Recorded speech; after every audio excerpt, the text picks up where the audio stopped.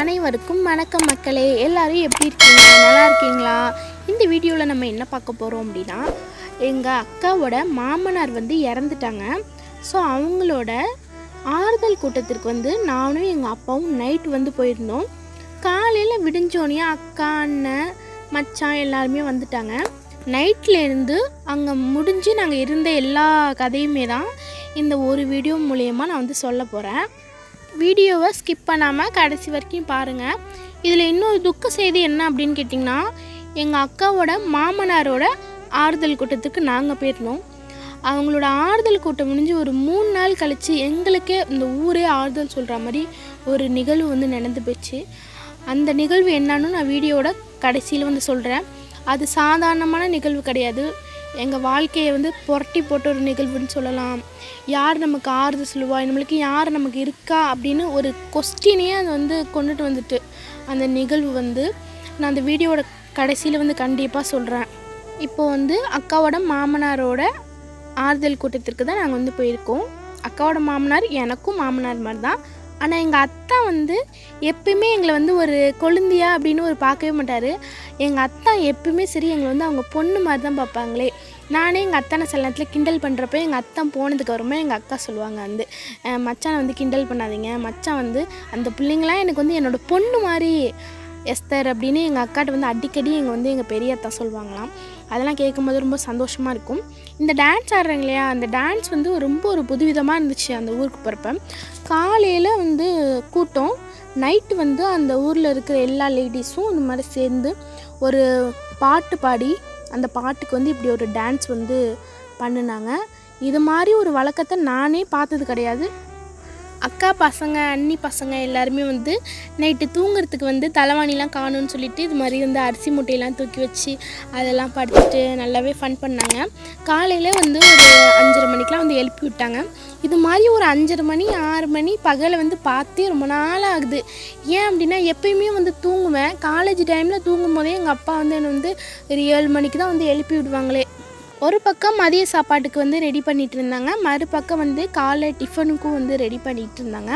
இன்னொரு பக்கம் பார்த்திங்கன்னா மதிய சாப்பாட்டுக்கு தேவையான இஞ்சி பூண்டு பேஸ்டெல்லாம் அரைச்சிட்டு இருந்தாங்க. காலையில் எழுந்திரிச்சு எல்லோரும் ரொம்ப பரபரப்பாக இருந்தாங்க. நான் அப்படியே தூங்கி ஏஞ்சி உட்காந்து அண்ணியோட பையன்கிட்ட பேசிகிட்டு இருந்தேன். அப்பா தூங்கிட்டு இருந்தாங்க. நம்ம சுகந்தி அக்கா இருந்தால் கூட நம்மளுக்கு வீடியோ எடுத்து கொடுப்பாங்க.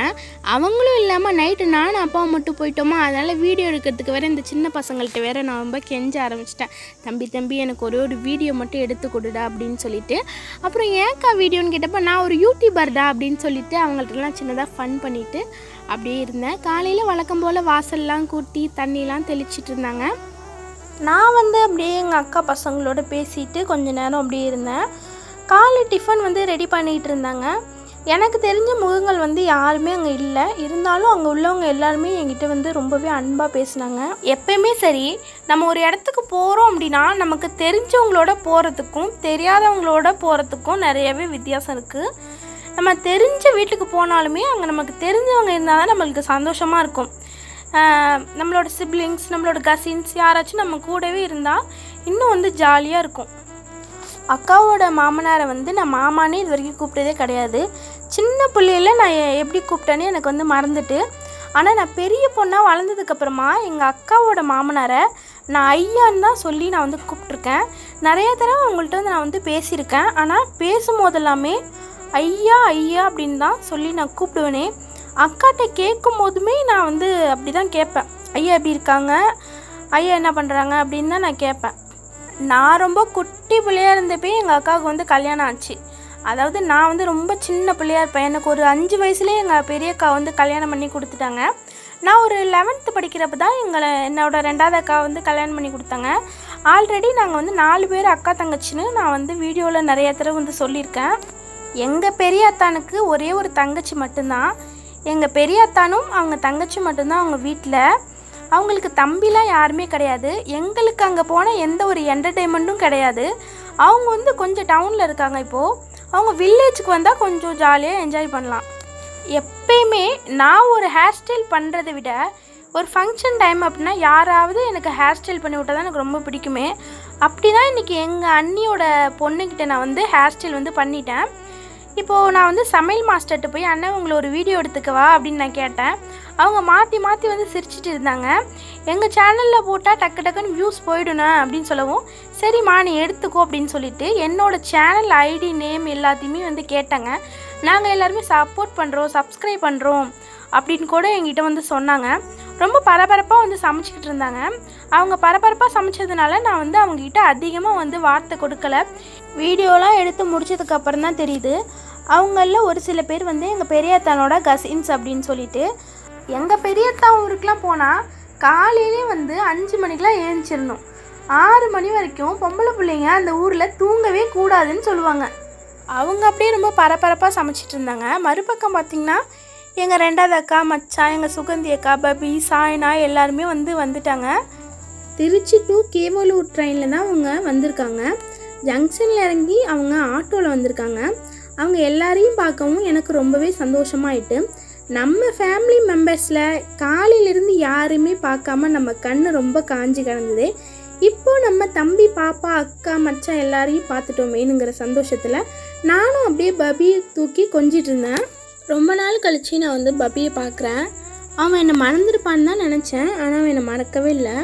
என்கிட்ட பபிக்கும் சாய்நாட்டையும் ரொம்ப பிடிச்சது என்னென்னா, எத்தனை நாள் கழித்து என்னை பார்த்தாலுமே சரி சித்தின்னு வந்து உடனே என்னை வந்து ஒட்டிப்பாங்க என்கிட்ட வந்து. உங்கள் அக்கா பசங்க இது மாதிரி இருந்தால் மறக்காமல் கமெண்டில் சொல்லுங்கள். வந்தவங்க எல்லாருமே கவனித்து ஒரு அக்கா அங்கே டீ கொடுத்துட்டு இருந்தாங்க. எல்லாருமே வந்து டீ குடித்தோம். அப்புறம் கொஞ்ச நேரம் கழித்து ப்ரேயர் வந்து ஸ்டார்ட் பண்ணிட்டாங்க. எங்கள் பெரியத்தானோட சொந்தக்காரங்க ரொம்பவே நிறைய பேர் வந்திருந்தாங்க. அது வந்து ஒரு ஆளுங்கள் கூட்டம் மாதிரி இல்லாமல் ஒரு ஸ்பெஷல் மீட்டிங் மாதிரியே அதை வந்து நடத்துனாங்க. அப்புறம் வந்தவங்க எல்லாரையும் வாங்கன்னு எங்கள் பெரியத்தா அங்கே முன்னாடியே நின்று எல்லாருமே வந்து அழைச்சிட்டு இருந்தாங்க. பக்கத்துலேயே வந்து எங்கள் மாமியும் நின்றுட்டு இருந்தாங்க. பாட்டெல்லாம் பாடி ப்ரேயர் பண்ணிகிட்டு இருந்தாங்க. வந்தவங்க எல்லாருக்கும் ஒரு நற்செய்தி சொல்லும் விதமாக அதை வந்து நடத்திட்டு இருந்தாங்க அந்த ப்ரேயர் மீட்டிங்கை. அங்கே வந்தவங்களில் பாதி பேருக்கு சேர்ஸே வந்து பத்தலை. அந்த அளவுக்கு நிறைய மக்கள் வந்திருந்தாங்க. ஐயா ஆறுதல் கூட்டத்திற்கு நாங்கள் போயிருந்தபோது அக்காவோட ஃபேமிலியில் இருக்க எல்லாருக்குமே நாங்கள் வந்து ட்ரெஸ் எடுத்துகிட்டு தான் போயிருந்தோம். அத்தானுக்கு, அக்காவுக்கு, தம்பி, பாப்பாவுக்கு, மாமிக்கு, இப்படி எல்லாருக்குமே நாங்கள் வந்து ட்ரெஸ் எடுத்துகிட்டு போயிருந்தோம். அந்த வீட்டில் பொண்ணு கொடுத்துருந்தாலோ இல்லை பொண்ணு எடுத்திருந்தாலோ சம்மந்தி வீட்டுக்காரங்க வந்து அது மாதிரி வந்து ட்ரெஸ் எடுக்கிற வழக்கம் இருக்கா. அதனால நாங்கள் வந்து எடுத்துகிட்டு போயிருந்தோம். ரொம்ப நேரம் ஆனதுக்கப்புறமா மதிய சாப்பாட்டுக்கு நான் போய் சாப்பிட ஆரம்பிச்சிட்டேன். சாப்பாடு சிக்கன், தால்ச்சா, வெங்காய பச்சடி இப்படி நிறையா வச்சுருந்தாங்க. சாப்பாடெலாம் ரொம்பவே நல்லாவே செஞ்சுருந்தாங்க. அங்கே சாப்பாடு சாப்பிடும் போதுமே எல்லாருமே நல்லாவே கவனித்தாங்க. அதுக்கப்புறமா ஐயாவோட ஃபோட்டோக்கு வந்து எல்லாருமே வந்து பூ போட்டுட்டு இருந்தாங்க. அதையும் அப்படியே நான் பார்த்துட்டு இருந்தேன். அப்புறம் நாங்கள் ஃபைனலாக எல்லா நிகழ்வுகளையும் முடிச்சுட்டு நாங்கள் வீட்டுக்கு வந்துட்டோம். நான், அக்கா, அப்பா, மச்சான், தம்பி, பாப்பா எல்லாருமே வீட்டுக்கு வந்துட்டோம். அத்தானும் அக்காவும் அங்கே இருக்கிற சில வேலைகள்லாம் முடிச்சுட்டு தான் வந்தாங்க. காலையில் வந்து விடிஞ்சிட்டு காலையில் ஒரு ஃப்ரெஷ்ஷாக குளத்தை வந்து தாமரைலாம் வந்து குளத்துல பூத்திருந்தது. அதெல்லாம் அப்படியே ஒரு கவர் பண்ணிவிடும் அப்படின்னு சொல்லிட்டு அதெல்லாம் போய் அழகாக ரசிச்சுட்டு அடுப்பு தான் வந்து பற்ற வச்சு அங்கே சமைப்பாங்க. நான் ஆல்ரெடி சொல்லியிருந்தேன். அதனால் வந்து விறகு எடுக்கிறதுக்காக என்னை அனுப்பியிருந்தாங்க. நான் விறகு எடுத்துகிட்டு போய் கொடுத்தேன் அக்காவுக்கு. விறகெல்லாம் எடுத்து முடித்தோடனே அக்கா வந்து அடுப்பில் சமைக்கிறதுக்காக கல் கட்ட ஆரம்பிச்சிட்டாங்க. ஏன்னா நிறைய பேருக்கு சமைக்கிறதுனால கல் கட்டி சமைச்சாதான் பெரிய பாத்திரம் வச்சு நல்லா சமைக்க முடியும்னு சொல்லிட்டு கல் கட்டி வந்து சமைச்சாங்க. அந்த ஊரில் நாங்கள் போன நேரமோ என்னமோ தெரியல, வெயில் வந்து பட்டையை கலப்ப ஆரம்பிச்சிட்டு வெயிலும் நிற்கவும் முடியல. மதிய சாப்பாட்டுக்காக மச்சானும் வந்து மீன் வாங்கிட்டாங்க. மீன்கார அக்கா வந்து வீட்லேயே வந்து மீன் கொடுத்தாங்க. அந்த ஊரில் என்ன ஒன்று அப்படின்னா, மீன் வாங்கிறதுக்கு வந்து தேடியே போக வேணாம். மீனை வந்து தலையில் எடுத்துக்கிட்டு ஊராகவே வந்து வருவாங்க. அந்த ஊரில் மீன் ரேட்டும் பார்த்திங்கன்னா ரொம்பவே கம்மியாகவே கிடைக்கும். ஏன்னா கடற்கரை சைடில் இருக்கிறதுனால மீன், நண்டு, இறால் எல்லாமே அங்கே வந்து ரொம்ப மலிச்சமாக கிடைக்கும். அப்புறம் எல்லாத்தையும் சமைச்சிட்டு நாங்கள் எல்லாருமே சாப்பிட்டோம். அப்புறம் சாப்பிட்டுட்டு எல்லாருமே வந்து கொஞ்சம் ரெஸ்ட் எடுத்தோம். அதுக்குள்ளேயே அக்காவும் மச்சானும் வந்து ஊருக்கு கிளம்பிட்டாங்க. 2வது அக்காவும் 2வது மச்சானும் திருச்சிலேருந்து வந்திருந்தாங்க இல்லையா, அதனால அவங்க வந்து ரிட்டன் ஊருக்கு போகணுன்னு சொல்லிட்டு கிளம்பிட்டு இருந்தாங்க. ரொம்ப பரபரப்பாக தான் கிளம்பிட்டு இருந்தாங்க. அவங்க ரிட்டனும் வந்து ட்ரெயினில் தான் போகணும். ஏன் அப்படின்னா அவங்க பஸ்ஸில் போனால் தஞ்சாவூர் போய் தான் போகணும். ட்ரெயினில் போனாலுமே தஞ்சாவூர் போய் தான் போகணும். இருந்தாலும் பஸ்ஸில் போகிறப்ப ரொம்ப அவங்களுக்கு வந்து லாங் ட்ராவலு. ட்ரெயினில் போனால் ரொம்பவே ஈஸியாக போயிட்டு வந்துடலாம். அதனால் வந்து அவங்க வந்து ட்ரெயின் வந்து கிளம்பிட்டு இருந்தாங்க. ஆட்டோ தான் வர சொல்லி ஆட்டோவில் தான் இங்கேருந்து ஜங்ஷனுக்கு போனாங்க. தம்பி பாப்பா எல்லோரும் ரொம்பவே மிஸ் பண்ணேன். அவங்க 2 பேரும் ஊருக்கு வந்து போகிறாங்க அப்படின்னு சொல்லிட்டு. இருந்தாலும் என்னை எப்படியும் மறக்க மாட்டாங்க. இருந்தாலும் ரொம்ப மிஸ் பண்ணேன். அப்புறம் எல்லோரும் பாய் காமிச்சிட்டு அவங்க கிளம்பிட்டாங்க. நான் அப்பா அக்கா எல்லாமே ஈவினிங் கிளம்புறதா இருந்தோம். ஆனால் அப்பா வந்து காலையில் போய்க்கலாம் அப்படின்னு சொல்லிட்டாங்க. அப்போயுமே நாங்கள் வந்து ரொம்பவே முயற்சி பண்ணி கிளம்புனோம். அக்காவும் அத்தானும் வந்து வேண்டாம் அப்படின்னு சொல்லிட்டாங்க. நான் அப்பா அக்கா எல்லாருமே வந்து சனிக்கிழமை வந்து அக்கா வீட்லேயே வந்து தங்கிட்டோம்.